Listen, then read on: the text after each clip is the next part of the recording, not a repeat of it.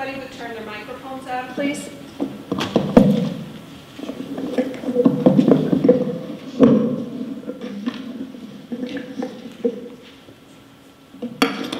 At this time, I will call to order the meeting. James Bell. Here. Amy Callan. Here. Brian Chetney. Here. Linda Sereno. Here. Sam Tripp. Here. Tom DeCastro. Alexandra Cummings. Here. If you would now join me for the Pledge of Allegiance. I pledge allegiance to the flag of the United States of America and to the republic for which it stands, one nation, under God, indivisible, with liberty and justice for all.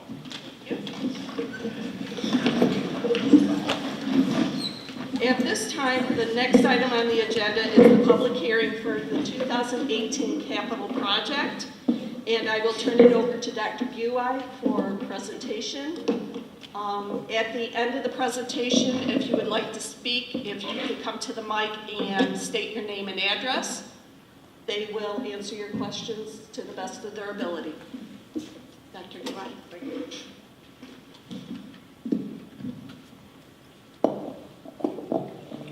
Good evening, folks. This is actually the 16th presentation on the capital project that I've given, but for some of the board members, it's the first time that you've seen it done publicly. It's going to be projected behind you, so if board members want to spread out to see the slides, you can.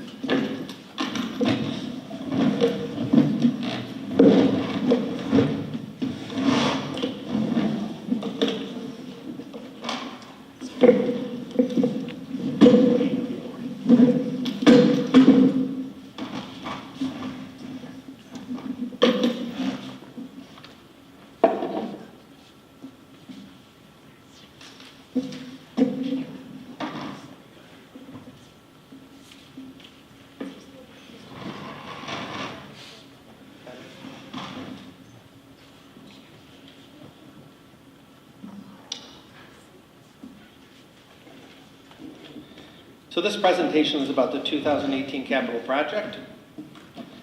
The purpose of the project is, as most of the people in the room know, this capital project has really been in the making for between 8 and 10 years. Previous superintendents and boards of education have been working on a comprehensive capital project for our district that focuses on the quality of teaching and learning in all 7 of our buildings and some associated site work around those buildings that have long been in need of repair and improvement. Every district is required to have a building condition survey done every 5 years and submitted to the State Education Department. The 2015 Building Condition Survey largely drives our district's long-range facilities plan, and that's true in most districts. Additionally, we have a facilities committee, which is made up of 3 sitting board members, cabinet-level administrators, and a variety of other administrators and contributors to those meetings, including architects, fiscal advisors occasionally, certainly the director of athletics, technology, folks like that, that come and weigh in on the plans until we get to a place where we believe that we're providing a comprehensive capital project proposal to the community that we can support and that will improve our schools. The purpose, certainly, of a capital project is to improve the quality of teaching and learning, to make sure that we protect our community assets. Our facilities are owned by our community, and we have a responsibility as a school district to improve those and keep them up to code. Certainly in our capital project, there's a section of our capital project that addresses some items that are priority items in our building condition survey, and 2 of the areas that are in particular need of repair are mandates around lead water and carbon monoxide. A few years ago, our district took on the responsibility of testing our water and identifying and labeling water fixtures that were appropriate for drinking and those that were not appropriate for drinking. But the building condition survey requirements say that when you enter into a capital project like this, more permanent fixes need to be made. So that's one of the items in this proposal. The second mandate around a capital project like this is around carbon monoxide.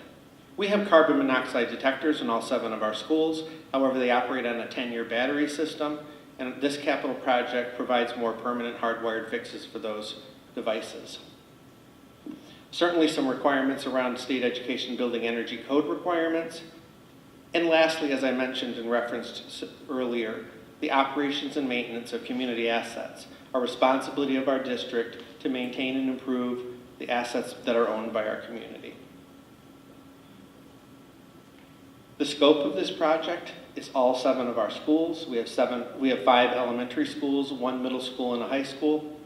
And the scope of this project are significant improvements to all 7 schools, as well as associated site work around the areas of physical education, music, athletics, and a lot of work, actually more than 50% of the work, is site work associated with improving our properties. Things like parking lots and the reconstruction of Buccaneer Boulevard, which is the main corridor of our main campus. Parking lots at Layton, parking lots at Oswego High School, parking lots associated with our multipurpose facility, and even parking lots and driveways in some of the elementary buildings like Minetta.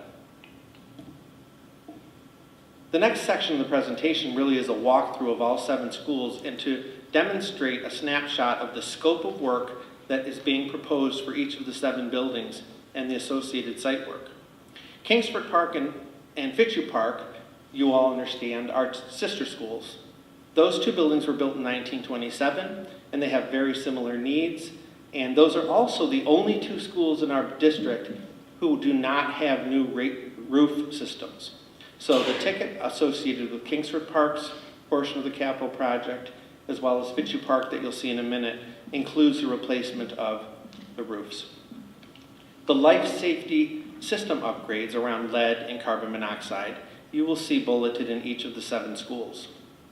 Replacement of the roof system at Kingsford Park, the replacement of some domestic water systems and associated fixtures needed at Kingsford Park, interior floor finishes, and you'll see this in many of the elementary schools. Some of our elementary schools, Layton and Riley, and some of the portions of the high school have terrazzo flooring, which is more permanent, but others have some green products that were put into our buildings a few capital projects ago that have not held up to the demand that those schools put on those flooring systems.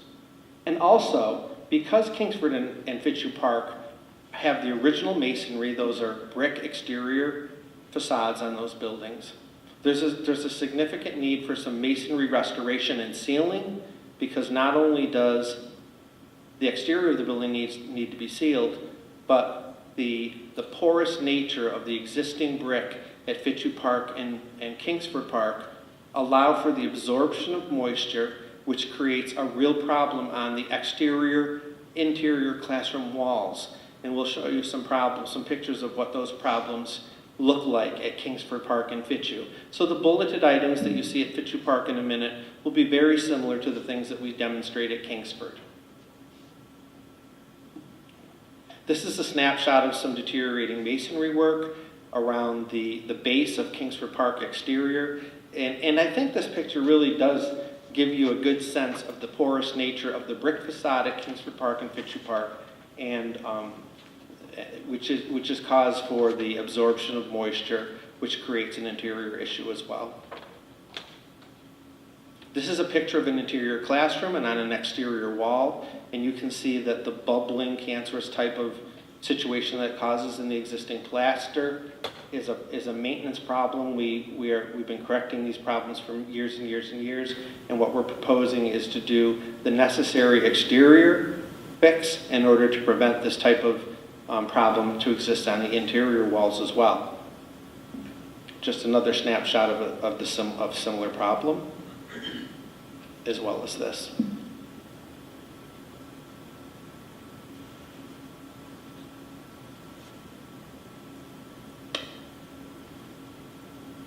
Fitzhugh Park, same types of work that need to be done: life system safety upgrades, replacement of the entire roof at Fitzhugh Park, replacement of the domestic water system and associated fixtures, interior floor finishes, and we'll show you a picture in a minute of some of those interior floor finishes, those green products that were used in the 2010 capital project that haven't held up, particularly on staircases on the inside of the school, and the replacement of interior the Masonry Restoration on the exterior portion, which leads to the reconstruction of the water damage on interior classroom exterior walls.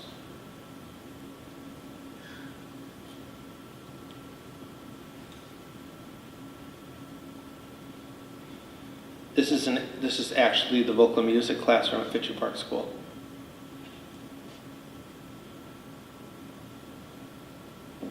This is the south corridor staircase at Fitchie Park. Now we move to Minetto Elementary School. Minetto has the same life safety system upgrade needs around lead and carbon monoxide, replacement of some exterior wall panels. For those of you that are familiar with Minetto Elementary School, the main portion of that school is the 1950s era. And above the windows, there's an exterior trim system, which is a wood panel that is pebbled. And over time, water has gotten behind those panels. There's been some breakdown in the integrity of the framing on windows. It creates leakage, and those exterior wall panels simply need to be replaced. Also, the replacement of exterior windows. Many of their exterior windows are original to the additions of the time. The Minetto Library Wing, which houses the library, intermediate classrooms, cafeteria, and some support system areas, was built in 1972, and those windows are original to that. And also the replacement of some exterior doors. The central portion of that school, which is 1950s era, has second and third grade classrooms, and as well as some exterior doors in the 89 and the 1972 edition that are rusted, deteriorating, and snow actually blows in. They rot and rust over time. Also at Minetto, exterior doors, we talked about that, or interior doors rather. In the original 50s wing, we have classroom doors that are not up to fire code and may also have glass in doorways that's not safety glass, it's simply not up to code. And the associated fixtures that go with that. Domestic water system and fixtures, faucets and sinks, and some classroom reconstruction. In 1972, when the south wing at Minetto was added, open classroom concept was all the rage across the country, really. So the classrooms around the library at Minetto, and also the classrooms around the kindergarten and first grade classrooms wing that was in 1989, and the rooms around the cafeteria are temporary classrooms, because over time teachers were dissatisfied with the open classroom concept, and the district created classroom spaces that were temporary, using sheetrock and furring strips in some cases. Sometimes they were double-sided bulletin boards with aluminum trim pieces at the corners, top and bottom. It's not really conducive to teaching from one classroom to another because of the sound problems that are created, and certainly it's not up to current fire code. So we're proposing the classroom reconstruction in those wings to fix those temporary fixes that our own buildings and grounds and maintenance staff created for us over the years. And some exterior site reconstruction. There's a parking lot that that is associated with the loading dock area on Granby-Minetto Road. There's a driveway that goes in behind the school off of Granby-Minetto Road that leads to the loading dock parking lot. But that driveway also serves as a loading and unloading area for students with disabilities. And that driveway and parking lot have deteriorated over time, and there's some parking lot reconstruction that's required. This is the Granby-Minetto Road main entrance to Minetto Elementary School. If you look along the bottom of that picture, you can see some deterioration of masonry. Water runs under the doors, and the actual exterior doors are rusted and rotted. And I can tell you from spending 6 years at Minetto as a principal that on really snowy, windy days, snow comes into that lobby area and has to be removed. Some breakdown of exterior masonry. This is a picture of a kindergarten classroom in the 1989 wing, and this is an example of the temporary walls that we've created. The panels that you see on either side of the corner piece are two-sided bulletin boards that serve some great purpose, but they don't meet fire code, with aluminum trim pieces on the corners and along the tops and bottoms. Those wall panels we're proposing be reconstructed in a more permanent and safe way. This is the back loading dock parking lot that I referenced. And now we move to Riley Elementary School. Same life safety system upgrades for lead and carbon monoxide. Replacement of some interior classroom wall systems, and this is a different problem than exists at Minetto.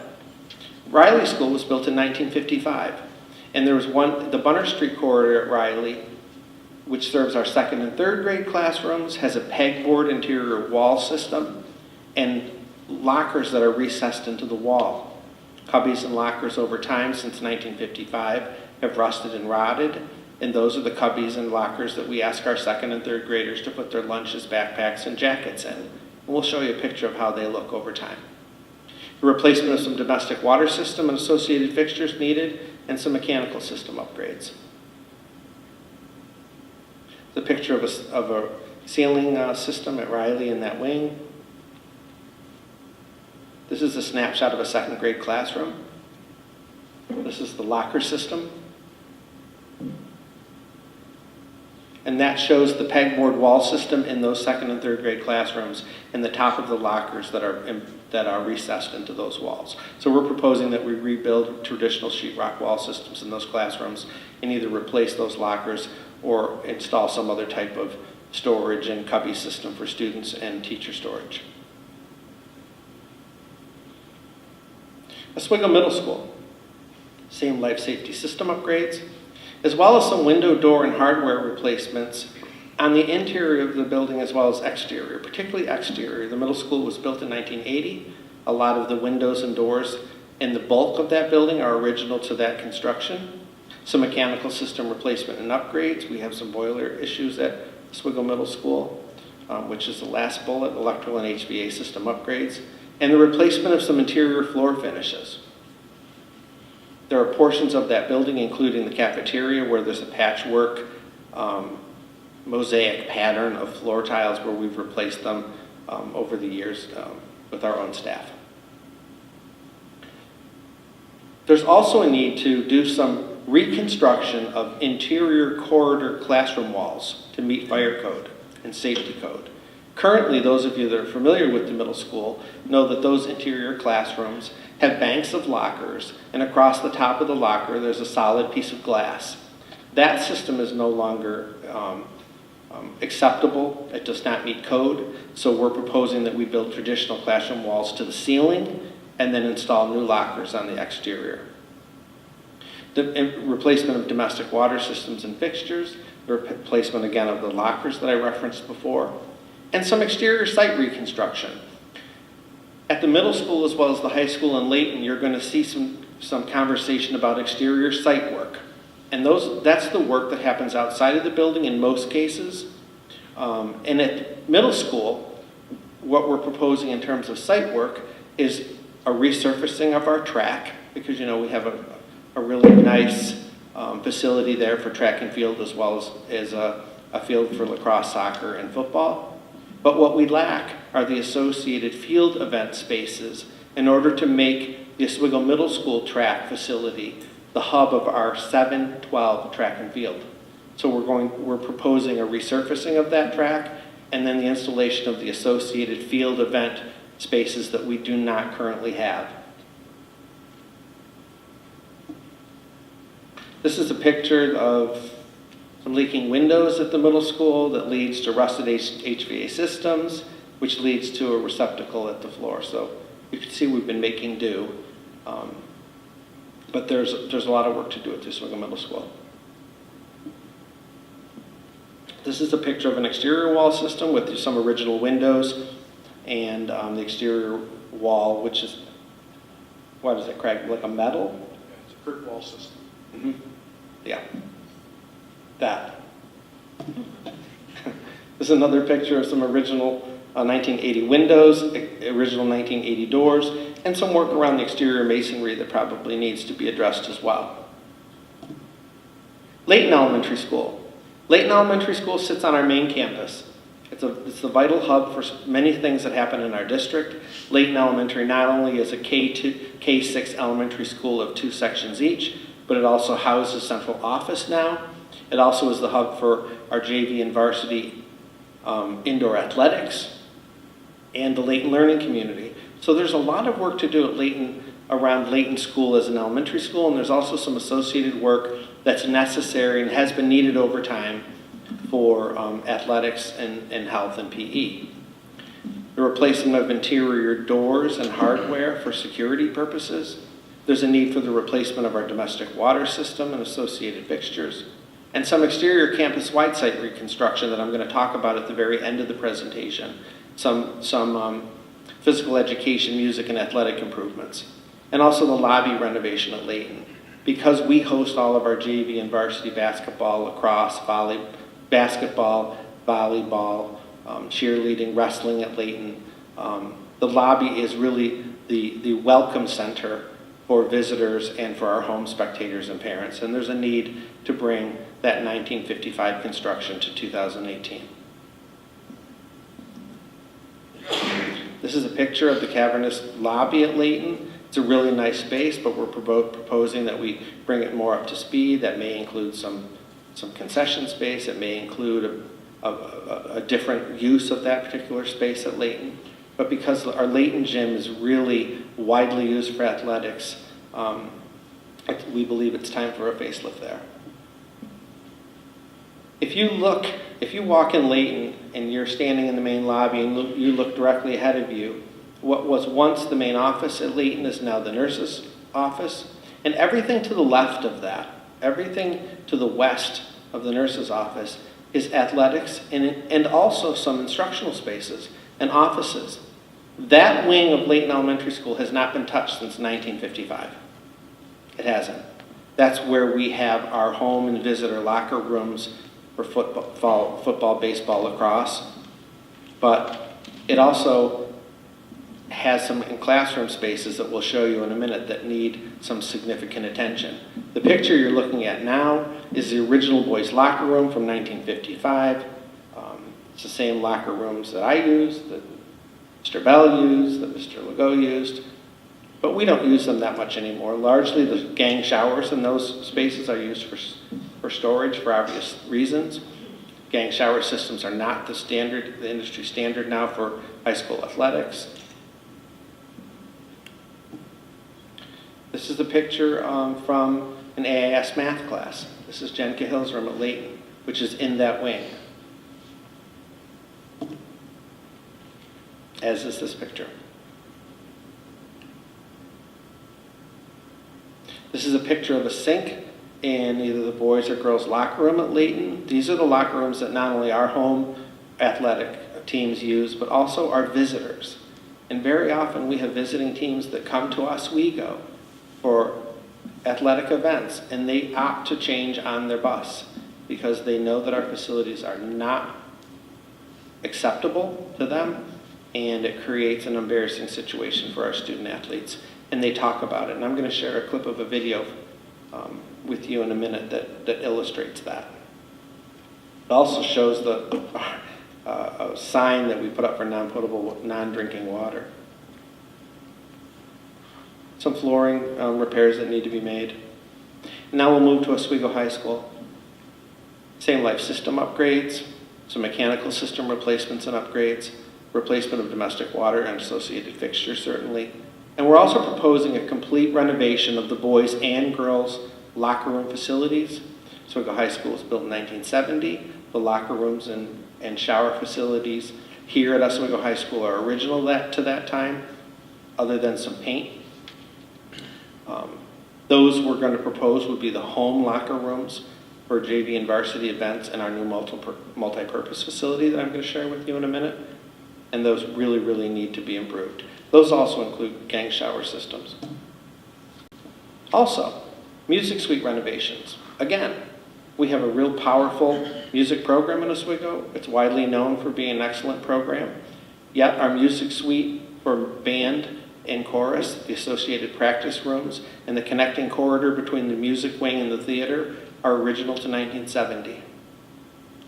We're proposing some exterior campus-wide site reconstruction that does include the multi-purpose band, physical education, athletic complex, and also the Liberty Street parking lot reconstruction.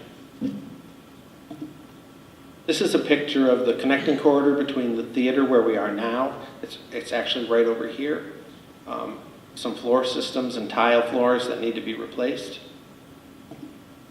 This is the Oswego High School band room that hosts concert band, wind ensemble, symphonic band. And you can see that we have tile floors that lead up to concrete.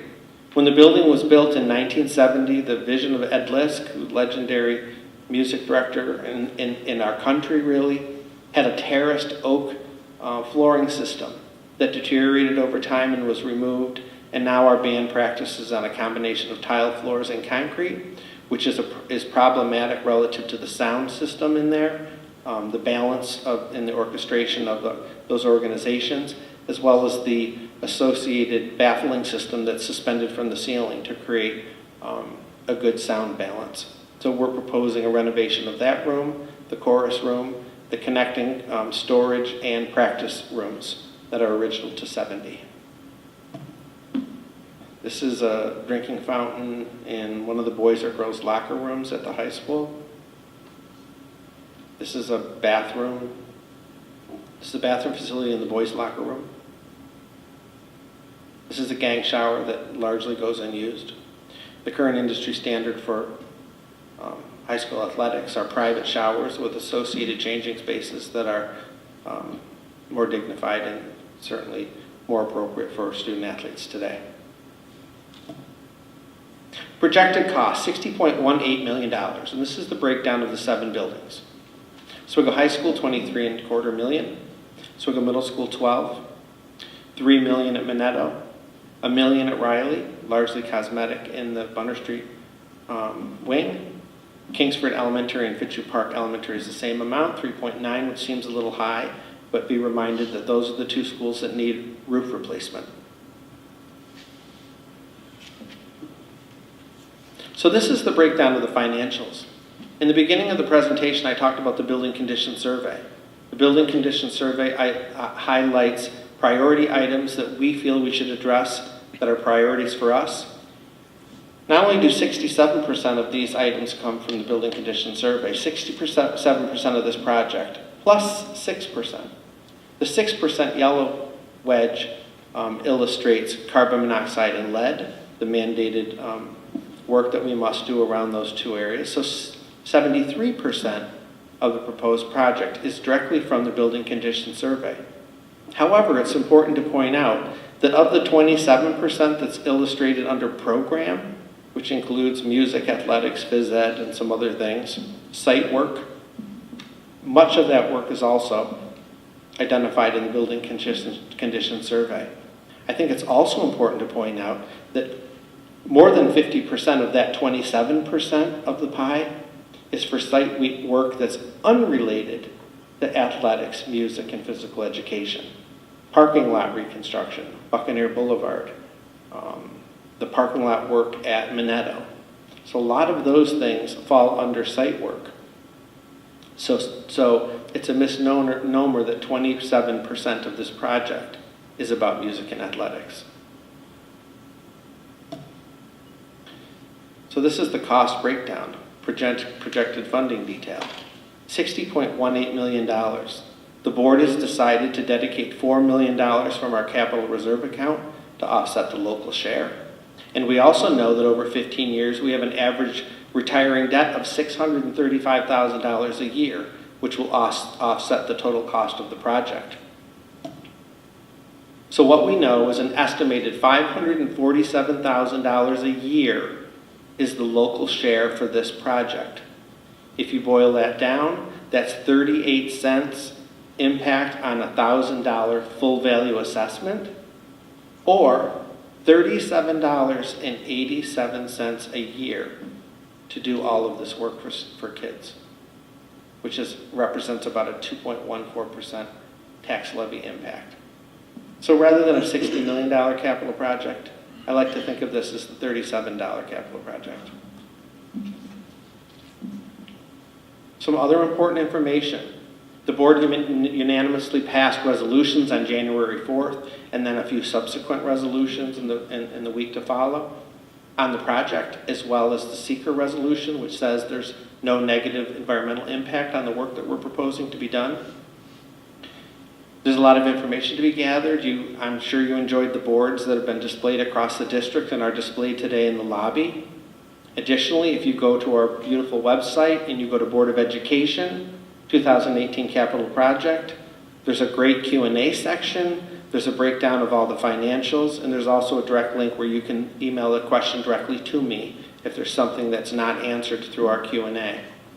Additionally, we've been traveling across the community doing presentations for home and school associations, faculty and staff, Rotary Club, a whole host of organizations, Buccaneer Boosters, and the Band Parents Association. We're seeking public approval on March 6th. We're hoping that the vote goes out on March 6th. We're looking for a 60% approval rating because the regulation says if there's a chance that a district exceeds their debt limit, that you must seek 60%, even if it's unlikely, but there's a chance. Our 4 polling places are similar to our budget vote and our board elections, with one exception. We voted Elam Grace for the west side in city, Scriba Fire Station for east side out of the city, Oswego Town for west side out of the city, and instead of St. Paul's, we'll be voting at the old Education Center lobby for east side in the city, and polls will be opened from noon to 9. Again, we encourage the community to come out to vote. We are very hopeful that we're going to have a positive turnout and people will exercise their right to vote. I'm going to open up questions for those that have comment or questions. We have a large panel of experts who have helped on our facilities committee. We have representatives from our architect, King and King. Craig Daly is here. We have some representatives from our fiscal advisors are also with us tonight. If you have a detailed question about the financials, and if Karen, we have. If someone would like to sign up for comment, I'll open it up to the floor. Thank you very much for listening. At this time, if anybody would like to speak, they're more than welcome. There is a microphone here in the second row. If you would just state your name and phone number and address for us and state your question. There is a maximum of 3 minutes. So if anybody would like to come up, they're more than welcome.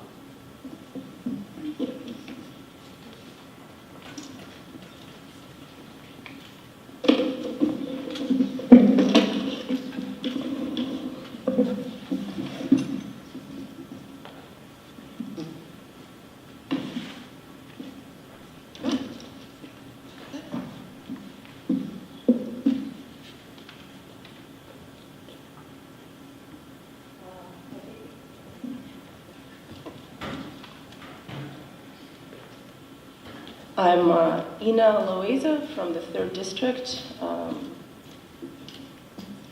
3420582. So I've lived in this district for 11 years now. My kids have started in the kindergarten and have gone through Layton. My kids both have gone through middle school, and both of them are now in high school. I know the buildings really well. FLS was going to close, and for 2 years I wrote letters and, spoke for it not to close, so it didn't. The district has not only redistricted its children, but lost a lot of numbers of kids in various places, in classes, etc. The main building has moved into Layton, we know that. I find your presentation to be very biased, unbalanced. It really doesn't show us anything that's really real or been done. I'm having problems with the fact that a lot of work that was done in Layton per se, with that huge, entrance and, lots of things were redone. That particular lobby has actually been redone. I'd like to see actual things. This is in 2010. This is the amount of money that went in. The entire roof in Layton, for example, was redone for, at least one summer, then it was redone again because it wasn't quite right. I want to see the amount of money that was expended. It was in millions. And then when you show us a ceiling over, some mathematician room that is leaking, well, when I get my roof done, I have an insurance, and somebody that's doing it for me is responsible to fix things. Where are they being fixed? Things were done badly, or the doors are rusting. Then show me, who is actually being responsible and held responsible to this. You told us right away that your main concern is to maintain and improve the assets of our community and the assets of your taxpayers. Well, frankly, I don't see my assets being really taken care of really well, because I know very well the schools. I've actually visited them all. I know Kingsford and its mold issues. I know all the issues. I know the reason, for example, that it was stated that FLS should close. I disagree on so many levels, and really, your whole view with your pictures of bad things are kind of silly. For example, the metal lockers in middle school are actually quite beautiful. I've seen them all, the yellow, the green, the blue. I've been in many places. My kids have been in all of it. I've seen everything there. There's no need for you to replace them. You want to cover the glass on top of the thing because it's not to code? No problem. Same lockers go back in. I have real problems with the lockers that you show us rust. Well, rust gets painted. You get the paint and you paint the rust. There's really very little wrong on huge sort of levels. When you show us a pie, and the pie shows music departments, my kids play 3 instruments each. My kids are in 3 sports each. The tennis court was redone, and it's one of the most beautiful tennis courts. That's what the tennis teams that come over to us tell us. It's now in a parallel way to the thing. You want to make it perpendicular. There's no need for that. The tennis courts are perfect as they are. There are 6 of them. You want a parking lot? No problem. A smart person that saves money and considers the community, then build us a garage with 1 space. You're now breaking up this space with OHS, FLS, and your creation of athletic fields. You want several different parking lots for you guys, for everybody else. Well, make a huge one. Make it in several stories. It will cost us $1 million, $1.5 million. It won't cost the kind of money we're talking about. I frankly, really, as an intelligent person, have real problem with how this is presented. I want to see from the 1950s, right? You told us 1927 the buildings are built. But we've had these assessments and these refundings and rebudgetings. I frankly want to see who was taken to task if they didn't do good roofs, if something is leaking. I understand you want to do, nicer things. That's all fine and dandy, but first tell us what is going to be done. If the pie shows us the music, then I want the exact funding for the music. I want to see whether it's going to be $1 million spent on the band, on the theater. I don't want it to be together with the way that you had it done. And on top of it, you told us that please don't consider that to be true. The 27% of 61 million is music, athletic, and PE, but also the site work is included. I mean, frankly, I want to be respected and I want to be told, if 10% is going to be done, this is the amount of money on music, you're going to replace the instruments, this is the amount of money you're going to spend on theater, that's fine. But I think I still have my 3 minutes if I don't. But those are basically my questions. I would like very much to have really clear, why are things necessary and who is being taken to task the city received $10 million, this huge grant we've been talking about it. Nothing's been done still. We keep putting millions into the budget, and our graduation rate is not like Fulton's. When my kids go to area, Allstate, and Old County, I go to many, many schools for various things. Because I've been here for 11 years, and I can tell you I come from Manhattan, and I've seen schools in different places. There's very little wrong with the schools. You have a problem with brick? There are ways to do it. But 61 million, I would like to see them being spent on my children traveling to Carnegie Hall to play, or when my kids' French class wanted to go to Montreal, they were told in Oswego High School, we don't do that. The only trips my kids were able to take, $500 to $600 for one night in Montreal from the middle school. If you ask other districts, nobody charges the kind of money that we take from our students, and very few can go. I mean, I find it really, my kids wanted to go to Costa Rica, $4,000 was asked. Those are the kind of things that I would like to see the district put for the children, and certainly not for some architect that is basically going to be, using the construction company from 4 people from this county. Okay. So that's what I want. Thank you for your comments. You're welcome. Would there be any other speakers at this time?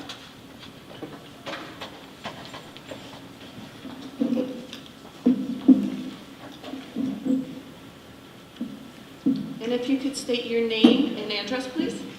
Robert Baccarelli. I live on Conway Terrace. I can give you my cell phone number on the side. I'm not going to put it on public access TV. So, I'm new to the district. I've been here for like 5 years. What is the minimum that we can do to improve the schools? I'm all for healthy. I'm all for safety. What is the minimum without just gutting the taxpayer? Is it 41? I've heard. That's if it gets voted down, the mandated amount would be 41 million. 41 million represents the percent that's directly from the building condition survey and the associated required pieces. Thank you, sir. Yes. So if it gets voted down, I'm asking a question. If it gets voted down, that's happening no matter what. No, no. If it gets voted down, then the board has many options. We can re-propose the same project again, probably at a higher cost because the associated costs with escalation, remarketing, the actual vote, the actual public vote comes with a cost. They can put the same proposal up again. We can revise the proposal, which would require some additional architectural design costs. We could simply pull out the building condition survey work and put that up for a vote. So there are a whole host of options that the board might consider. Thank you, sir. Why isn't the 41 being proposed? Why the 60? Why not just do the minimum, and then maybe when times get better around here, we can do the athletic fields? I'm a product of I played football.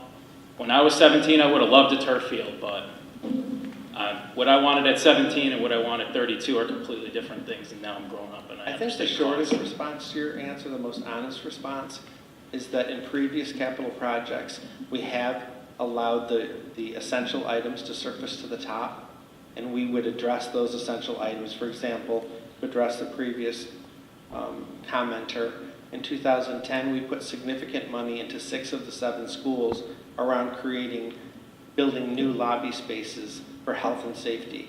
It created single points of entry in 6 of our 7 schools. It was when we really went to a more secure lockdown single point of entry in our district, where you have to buzz in to a lobby area and then funnel through the main office. That's so, especially in the world today, that's what we need. And I agree with that. We're doing the same work this summer at Oswego High School, which is the only building that doesn't have that yet. That's a separate project that we've already approved and voters have approved. And so over time, when you do these building condition survey, these priority items surface to the top, and there's never enough money to do everything. But over time, all those fringe pieces that continue to get pushed down, continue to deteriorate, and we continue to fix them internally as best we can. But eventually we end up with, the athletic and instructional wing at Layton that looks like it does today, because in multiple capital projects between 1955 and today, it never rose to that priority item. And I think this board feels comfortable and confident that now is the time to do that work as well. It's not our priority. The priority is, teaching and learning spaces in 7 schools. But we also believe strongly, and I think the board agrees, that we understand that the hook for most students, the reason they come to school and are successful, is because they make some meaningful connection to something or somebody. And in many cases, that's the theater program, or it's hockey, or it's soccer, or it's music. And we simply don't have the facilities that the districts in our region and around us enjoy. And we think our students deserve that too. And I understand That's that, as honest as I can be. I understand that. I think team sports is what's lacking a lot these days. I think it's something. I'm going to show not to cut you off, I'm Oh, sorry. go ahead, sir. But there were two pieces that I forgot to share that I want to share. One is the topographical map of what the site work looks like at Layton and the high school, because we want everyone to see that, and I didn't put it up. And the second is a short video of student athletes and musicians talking about the impact of this capital project on them. So maybe I'll do that now. Can I finish? Thank I you. still have 3 minutes, or? I just had one more question. I saw like I said, I'm only been here in the school district for 5 years, and I keep hearing Layton thrown around to be closed. What if it ends up getting closed and we sink $12 million into it? Layton won't be closed. It won't be closed. Okay. We can talk a little bit about that. That's a very good Okay, I question. don't know the circumstances, it's just from people Yeah. that grew up in this area and the There's enrollment a lot of drop. Well, I It's just, think quite a few years ago, the board had talked about that one, but not in this standing. and I don't have any children in the school district yet. I plan on having some in the future. I would stand to benefit from this project, but 2% here, who knows what your budget's gonna be, 7-8% coming up. It's just gonna end up adding up. But I agree with the health and safety aspects of it. I don't want anybody breathing mold. I want them to go to school in a healthy, safe environment. But just the athletic fields and stuff, I just wish they could wait until we're on better financial footing. As a city as a whole, I can't speak for Scribe and Oswego Town, but I live in the city, and it's been tough going lately. So If you were to take 38 cents per thousand of assessment into what your whole $60 million cost is, and approximately 9.5 cents of that is for the field and site work, of which 4.75 cents per thousand is equal to the field. I don't think you can get it much cheaper than that. We've planned I so understand. far ahead I understand, sir. and tried to make this as accommodating and appealing. We're all taxpayers too. Yeah, oh, and I would And, understood. and so we try and make that work. Understood. Thank you for your time. Thank you. Appreciate it. Thank you. Yeah. Thank you very much. This is twisted a little bit, but I think it's important to point out that this is what the topographical map of the site work that's proposed at the middle school, the high school Layton campus looks like. Maybe if I make it a little smaller. Is that too small? No. This is the Oswego High School. I'm pointing to my screen like you can see it. Can you tell us the time frame that you're trying to change the tennis courts from its parallel nature to the 6 courts that you're doing perpendicular? And can you tell us about the playground in Layton that we spent 4 years campaigning to have it built, and that you're trying to remove it? So I'm going to tell you about the whole site. The white roof structure that I'm pointing to with the mouse is the Oswego High School. Currently, this area that I'm circling with the mouse now are open fields that are currently used for softball and soccer. This is the area that we're proposing the multi-purpose facility, which is artificial turf for lacrosse, soccer, football, physical education. This is that multi-purpose field. This is the associated parking that would be new to that and bus turnaround. This is an enclosed facility that would house concessions, visitor locker rooms, visitor restrooms, and an appropriate space for officials, which we currently do not have. this would be an indoor facility.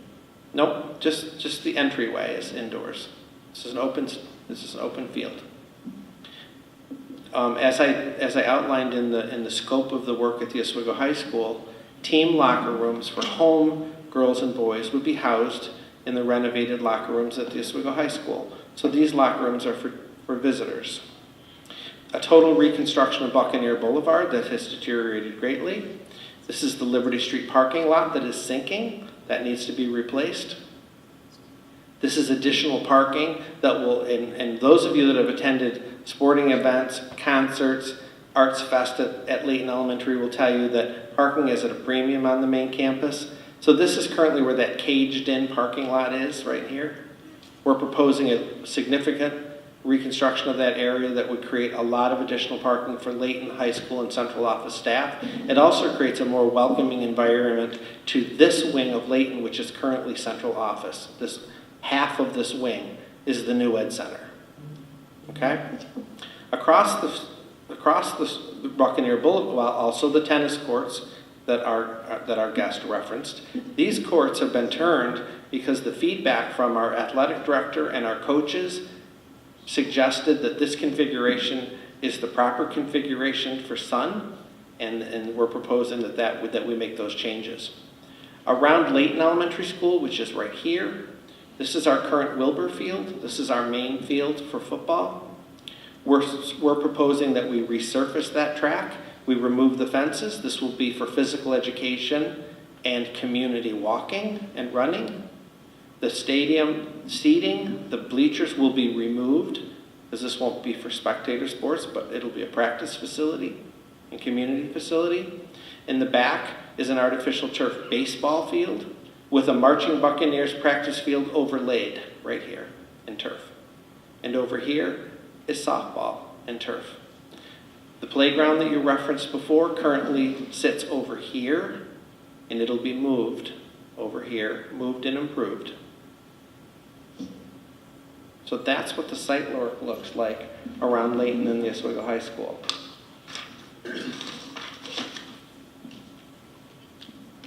Okay, let's see.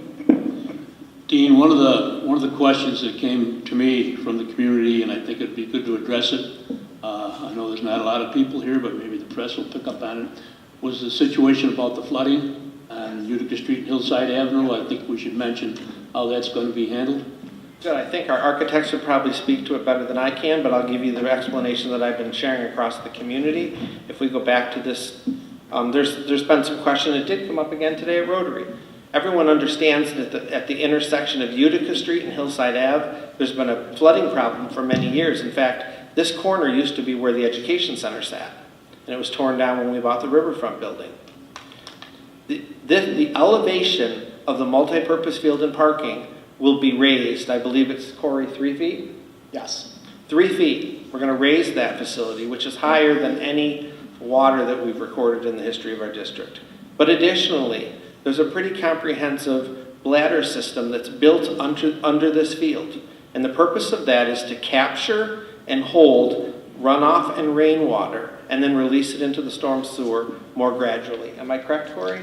That's correct. And it's a New York State DEC regulation.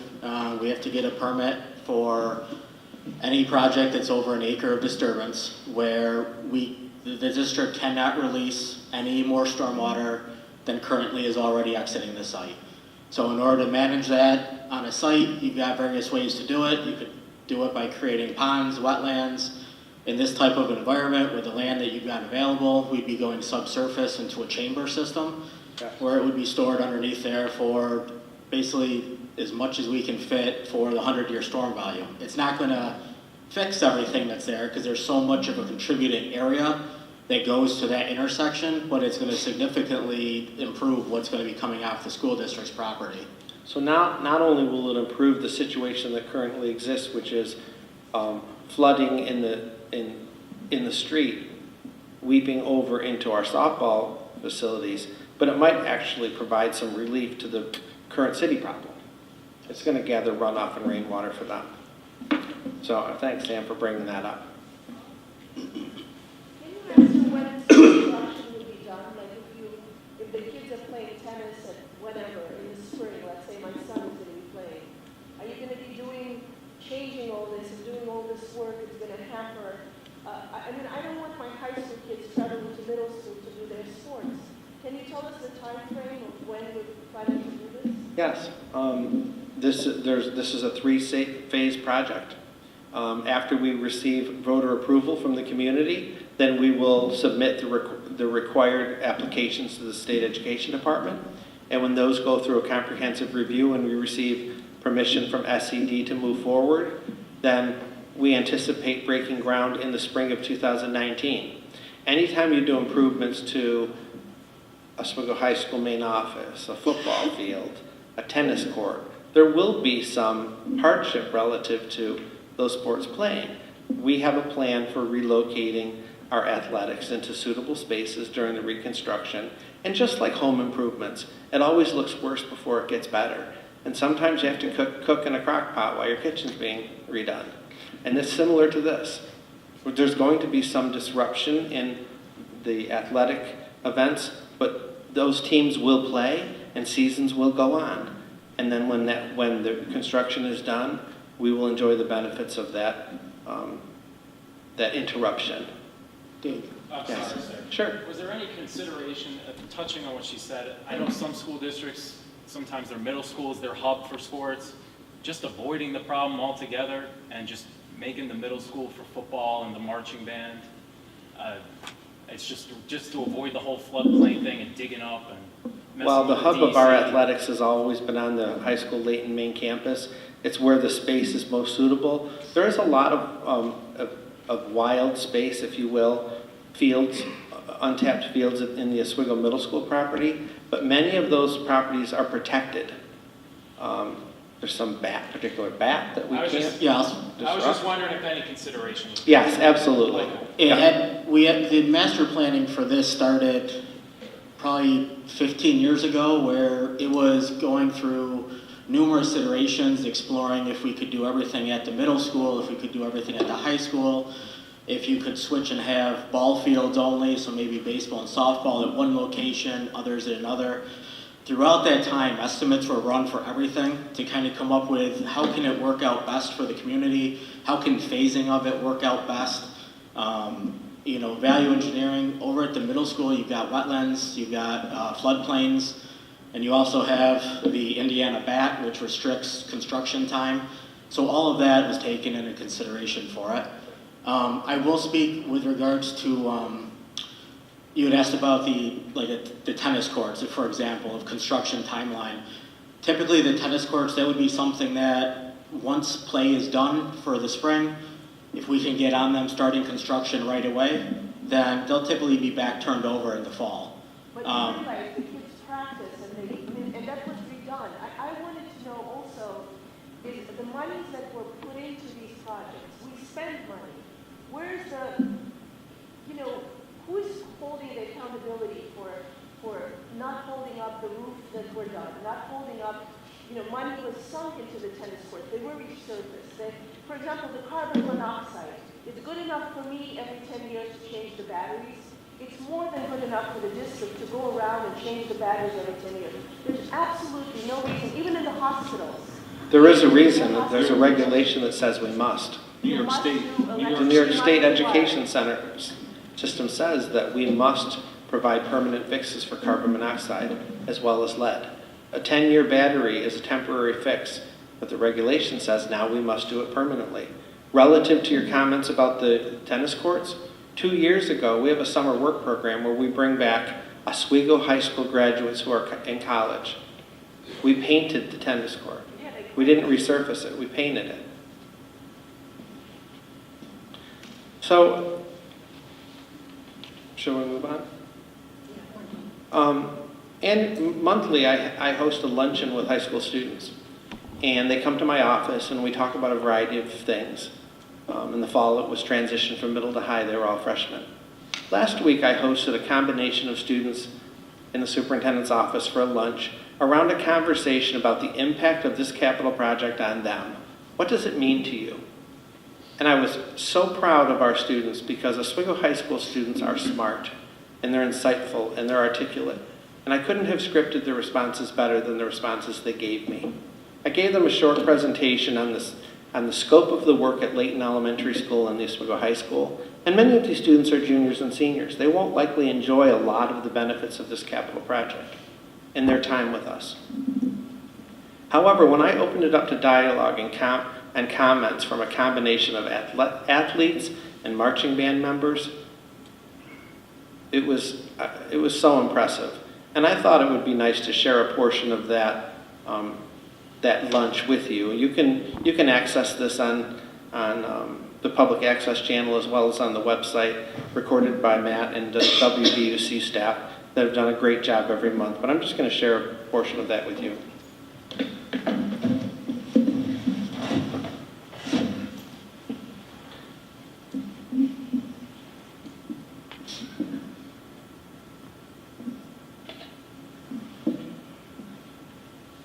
Buccaneers practice field overlay and artificial turf softball.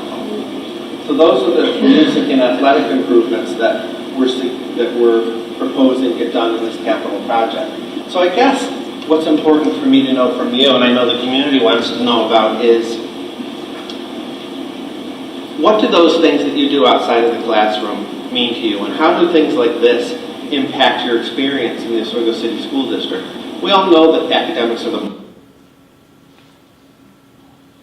most important. We're working hard every day to improve our academic program, but I believe that the hook for students are the things that you do outside of the classroom. That's really what your draw is. That's what builds the community. That's your circle of friends. So I just open it up to you in terms of what you see in other districts and how important is this work to you folks? I can speak to like the softball field for like one instance is we've had to cancel games before because of the rain, and like our softball fields do not drain. And also it did cause some injuries. Like a few years ago, a girl tore her ACL because our field was so uneven and so bad. And just I feel like with that new aspect of like the turf, that brings a whole new like part to the game where we wouldn't have to worry about, are we going to have a game today, or can we even practice? Like, and also, it gives you the ability to get on the field sooner in the season. Yes, exactly. Because we can do snow removal on artificial turf, Yeah. and there'll be a drainage system built into that. Well, that would never be the issue. Yeah, and we wouldn't have to worry about like gym time because that's a huge issue. Right. Because all the teams are trying to get outside and if they can't go inside. Right, absolutely. I know we've, for softball too, we've gone out there a lot and had to find a little patch of grass like over in the corner by the fence that wasn't wet just so we could practice, so we'd come in all muddy, or we have to cancel a JV game because the JV field's completely flooded, and we go out there and have to spend at least half the practice raking and putting down stuff because the field is so flooded and wet. So that'll be great having turfs that we don't have to waste so much time on that. Great. What about from a soccer perspective? Well, I would love that multi-purpose field because that field right now for practicing on, oh man, like it's such a hard field that you get shin splints even though you're outside. It's awful. And so I'm really excited about that. Yeah. Like having a game field that's actually at the high school instead of the one over at the middle school would be amazing. We'll have a large amount of fans for it instead of the small amount because of the distance. Oswego Marching Buccaneers have always been the pride of us. We've had an outstanding music program for many years, and we have music facilities at the high school now that date to 1970. It doesn't mean their originals was set in 1970. It means they're worse than they were in 1970. Originally, we had a terraced flooring system there. Now it's torn out. Now it's just tiles and concrete. The sound system is bad. And we've seen so many great things happening in our district in the last couple of years. The homecoming soccer game with the marching band there. Yeah. You know, so bringing athletes and musicians together is so important. What do you think that this type of work in our district does for school spirit? Okay, well, particularly for the marching band, since we both do it, Yeah. the field is going to be a lot better, and we can do a lot more practicing because it's even, and it'll give us more like a vantage point for what the dome is going to be like and what other groups are going to be like, which is going to be very helpful. Also, when we host our home show, now that we have that whole facility and we'll have the bathrooms, more people will go and they'll actually I'm glad that you mentioned that because I make that point in the presentations that I've been making across the community. I was the marching band, I was the drum major of the marching bucks since 1978, 79, 80. And I was the drum major at the original pageant of champions, and we had like 14 to 16 bands. This year we had 4. Plus you guys. And why do you think? It's because other bands would rather go to Central Square or Liverpool or CNS or West Virginia march on turf because that's what you can expect in the dome. So there's so many similarities between athletics and music. I'm sure that you visit other districts that have the facilities that we want. Yeah. Like Auburn just got a new turf field. Walking onto the Auburn turf. Oh, it's so nice. Like it just squishes under your feet. It's amazing. Yeah. When you're on like marching band or sports things and you go to other school like in away games, and then you see their like turf and other stuff, and then when they come to our, it's kind of sad because it's like we are like everyone has like all the better fields and the. Even Mexico had a better field. Yeah, Mexico yeah, had a one. good stadium. Right. And like talking about how you were saying when other teams come here, I worked with Michelle, the athletic trainer, and for like football season. And the football guys would show up from like Fowler or whatever, and we would have to put them in our girls' locker room of Layton. And they would walk in and like, this place is like awful, like blah blah. And it was kind of like, I don't want to say an embarrassment, but it kind of was. Well, it is an embarrassment. Yeah, like It is an embarrassment. there were lockers falling off the hinges, like everything. The bathrooms, one of them, the toilet broke, and Michelle and I had to go in there with sweaty boys trying to fix it. Right. And it was just like a bad experience, I guess, for them. Yes. And that kind of gave them, Bad impression. yeah, a bad It impression is, too. It Right. affects everyone's attitude too, I think. Uh-huh. Yeah. Because going to like a really nice field, I'm gonna want to like put that much more into it than I would on a field that like is like rehab. Right, right. And I think school spirit and pride is something I'm really interested in seeing an improvement in. You see really excited fans and students when you go to other school districts for events. And I think it does matter.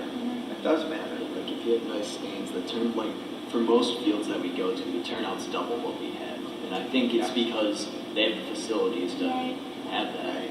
Right. This also opens up an opportunity for us to host regional events that we don't have the capacity to really host in sectionals. Yeah, sectionals. We're really adding additional field space for our outside athletics, but we're also improving the quality of our facilities indoors for our student athletes and for our musicians. Officials even. We have an obligation to provide a suitable fit space for our officials to change and to be hosted. We really don't have that now. Yeah, we put them in a closet for Yeah.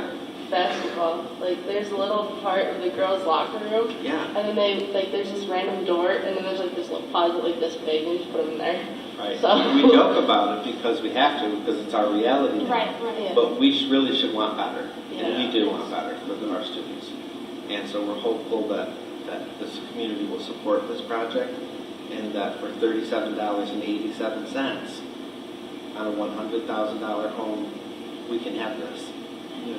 That's the cost on this project over 15 years. So if you owned a $100,000 home, for $37.87 on your tax bill for 15 years, we can do all of this.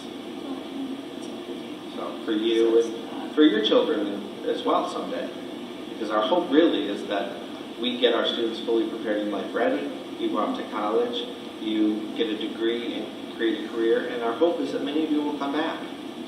And I think that having great schools and great facilities will entice some of you to do that. I'd also like to comment on how you're going to fix Buck Boulevard, because that street is extremely bad right now. Plus the parking spots, which will allow us to have more people, because that's always been an issue. Yeah. Parking. That percentage of the project that's called site work, that means it's work that's done outside of the 7 buildings. Some people think that that's just athletics and music.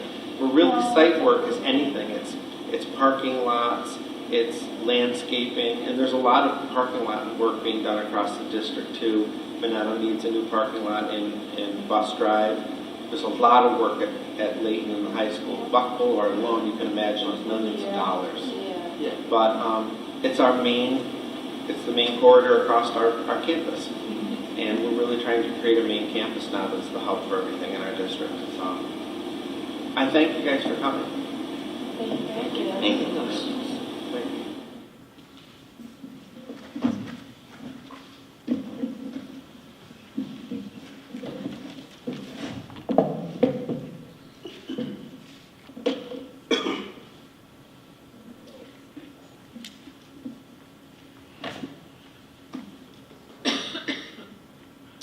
At this time, I would like to have a motion to adjourn the public hearing. So And who's second? Karen? Jim. All in favor? Aye. Opposed? Next on the agenda is the superintendent's report. Dr. Bui?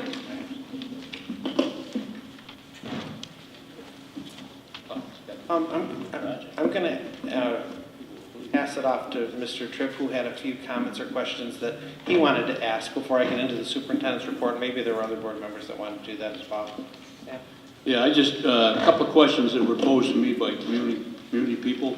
And the last presentation we had, Corey wasn't here to answer. Is he gone already? Oh, right there. There it is. Corey, at the last presentation, we had a community member question the baseball fields. And my recollection was that the existing fields, the distance, and the outfields is going to be lengthened out. Could you speak to that for a little bit, please? Yes. So currently, from home plate to pretty much your outfield fence property line, it is 290 feet, which is way below what the National Federation of High School Sports sets as a precedence. I actually brought their rule books with me in case anyone had any further questions and you wanted to see it. But the minimum that you should have for baseball field is 300 down the left and down the right, and 350 down the center. We are proposing a 305 down the left and down the right, and a 350-foot center pocket. You'll also have a warning track, which you don't have now. So with the turf, instead of getting a rubber and sand only infill, it gets rubber, sand, and a little bit of like lava rock. So that way when you cross that 10-foot warning track, you hear it, that there's a crunch, you feel the difference as well, just to kind of let you know that there's a fence coming up to you. So everything that you got is actually making it so that it is in line with what the National Federation of High School Sports guidelines are. Okay. I think that's important information. I mean, we show a site plan and we say we're going to put in a new turf field, but that information, the baseball people, they want to know that. They want to know that there's a warning track. They want to know, that the outfields are going to be lengthened. And so I somehow or another, we need to get that information out to the public, especially the baseball people. Thank you. Same thing with your softball field is that the outfield is gonna have a pocket now, which is recommended, so that's gonna be. The tennis courts, right now your existing courts are not the dimensions that NFHS recommends from court to court separation. So by putting those in, yes, we're adjusting the orientation to be preferred, but we're also putting in the proper distance and separation as well. Okay. Thank you. I just think that's very important information the public needs to know, other than just the fact that we're putting in these beautiful fields. I have one other question in relation to the capital project before we move on. That gentleman brought up part of the question, part of it when he talked about closing of the schools. And a couple of years ago, when we were in a budget crunch, we were talking about closing a school, and we talked about we couldn't because of the bonding we had against these buildings. And the individual that spoke with me, and it's a concern I have too, we want to make sure this doesn't happen again. And I know I had a private conversation with you, and you had some ideas on how we were going to, so if you would share those with the rest of the That actually came up today. Today I did a presentation at Rotary at the Foundry at noon, and that was one of the questions that came up. And you'll remember that 2 years ago when I became superintendent, my main objective was to close the school. Because enrollment was down a little bit, I thought it was an opportunity to maybe generate some revenue by selling the school, although historically selling schools is not something that's easy to do. But we found that because there was particular bonding on each building, that the requirements around selling schools that there's bonding on was not the best, it's not allowed. So we switched and decided, better yet, to repurpose Layton Elementary School, sell the existing education center that we owned free and clear. And so we moved to that approach, and we've done significant repurposing at Layton. Now it's our smallest elementary school with 2 sections each. It houses the Layton Learning Community. It's the hub of our inside athletics as well as the education center. It doesn't mean in the future there aren't other opportunities to repurpose Layton on the hub of the main campus, or any school really. And we could do, there's always classroom space that's being sought after by city BOCES. There's an opportunity to create a UPK setting. But what's most important is that we keep students in each of the 5 schools to generate aid. And so nothing's off the table in terms of continuing to repurpose our schools creatively like we've been doing. But how are we going to guard against bonding against a building that 3 years down the road we may have to close? Or are you saying we're never going to close? I'm saying I wouldn't suggest that we close the school, because there are other opportunities to create revenue through leasing and rental through city, as well as repurposing with maybe the hub of UPK and athletics, central office.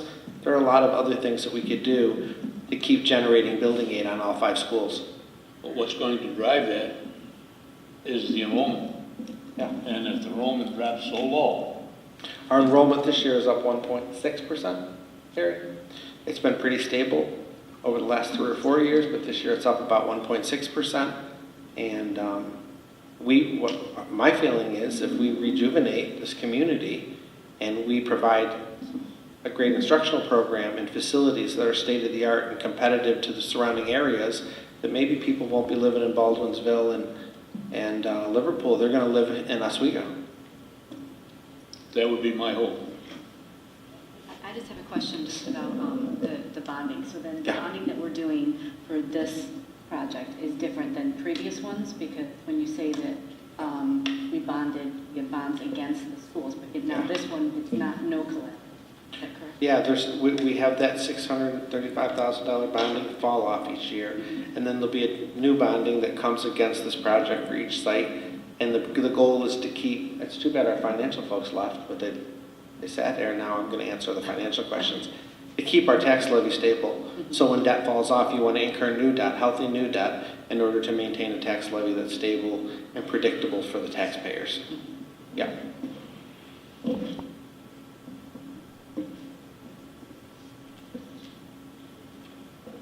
Any other questions? Okay, superintendent's report. In addition to that, all of that, I did have a few things I wanted to make mention of. The first is congratulations to Robert Dumas and Garrett Heater and our Oswego High School kids, who a week ago put on a tremendous production of Sweeney Todd right here on this very stage where we sit, far more talented than any of us. The second thing I wanted to mention was that to announce that a phys ed teacher here at Layton Elementary School, Deb Labner, has been selected by the New York State Association for Health, Physical Education, Recreation, and Dance as the Central North Zone Elementary Physical Education of the Year. And I'll be going to that recognition ceremony in the coming weeks. Additionally, I've asked, there's been some conversation with the board. I asked Bob Duffy's going to be doing a code of conduct review with the board in a few weeks. Talk about our code of conduct, what the progression of discipline is, to kind of give you, the board members, a snapshot of what a superintendent's hearing looks like and what types of disciplinary infractions might raise to the level of superintendent's hearing. And so Bob's going to do that for you all. As I mentioned earlier, I presented a capital project presentation today at noon to Rotary, and I have another one for Sunrise Rotary on Thursday at 6 a.m. If somebody wants to do that one for me, they can.